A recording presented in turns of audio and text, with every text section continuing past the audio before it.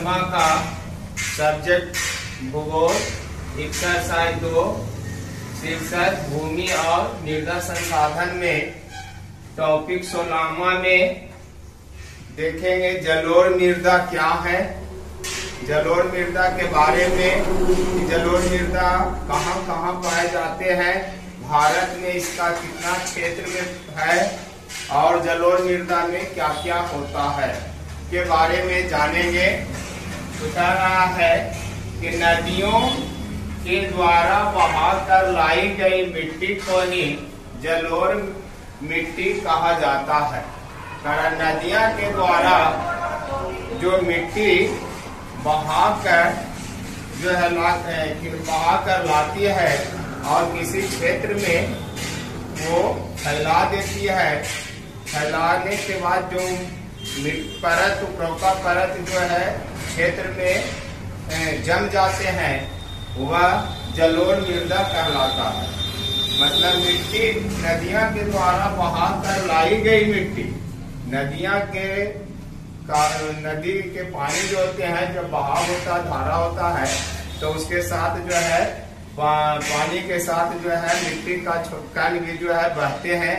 जब वही पानी किसी बाढ़ का क्षेत्र में जब वो किसी क्षेत्र में अस्थिर होती है तो वह अस्थिर होने के बाद वह कण जो है जो पानी के साथ बहकर आया है वह कण धीरे धीरे अस्थिर होने पर वो धरातल पर जम जाती है, नीचे बैठ जाता है, जिससे वो जो है एक नई मिट्टी होती है और वही मिट्टी जो है पानी के साथ बहाकर आया है वह जलोढ़ मिट्टी के रूप में जाना जाता है।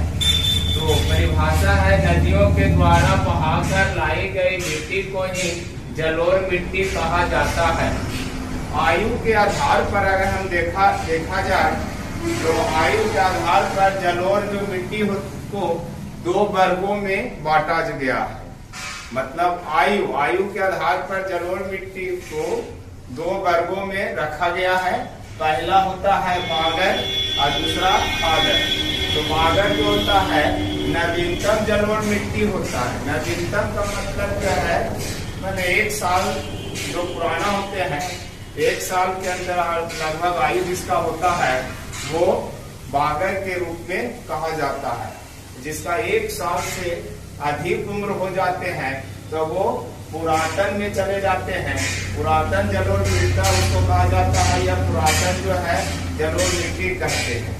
तो 1 साल के आयु वाले जो जलोढ़ मृदा होते हैं वो नवीनतम जलोढ़ मिट्टी होते हैं और उसी को बागर कहा जाता है। और खादर जो होते हैं पुरातन जलोढ़ मिट्टी होते हैं, अर्थात 1 साल से अधिक आयु वाले जो हैं, उम्र वाले जो मृदा होते हैं वो खादर में जाता है। अर्थात पुरातन जो है जलोढ़ मिट्टी को ही हम लोग जो है खादर कहते हैं। अब जो है देखेंगे कि भारत में जलोढ़ मृदा जो है कितना क्षेत्र में है। तो भारत में लगभग जो है 6.4 करोड़ हेक्टेयर क्षेत्र में जलोढ़ मिट्टी फैली हुई है। भारत में जो जमीन है उसमें जमीन में लगभग जो है 6.4 करोड़ हेक्टेयर 6.4 करोड़ हेक्टेयर क्षेत्र में जलोढ़ मृदा ही पाए जाते हैं। इसका मतलब हुआ कि हमारे देश में कुल भूमि का जितना भूमि है, मिट्टी है, भूमि है, तो मृदा में जितने भी प्रकार के मृदा हैं सभी मृदा में सबसे ज्यादा मृदा जो है हमारा जलोढ़ मृदा ही है।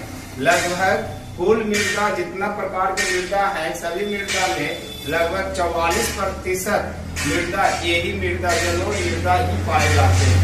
44% जो है जलोढ़ मृदा ही पाए जाते हैं। अर्थात क्षेत्र में देखा जाए तो लगभग 6.4 करोड़ हेक्टेयर क्षेत्र में ये जलोढ़ मृदा हमारे भारत में है। भारत में जलोढ़ जो मिट्टी है मुख्यतः कई क्षेत्रों में पाए जाते हैं। तो वो मुख्यतः देखते हैं कौन कौन क्षेत्र है जहाँ पर जलोढ़ मृदा का जो है पाए जाते हैं। तो एक में है क्या में पंजाब से लेके असम तक जो है ये फैला हुआ, इसका विस्तृत मैदान है पंजाब से असम तक।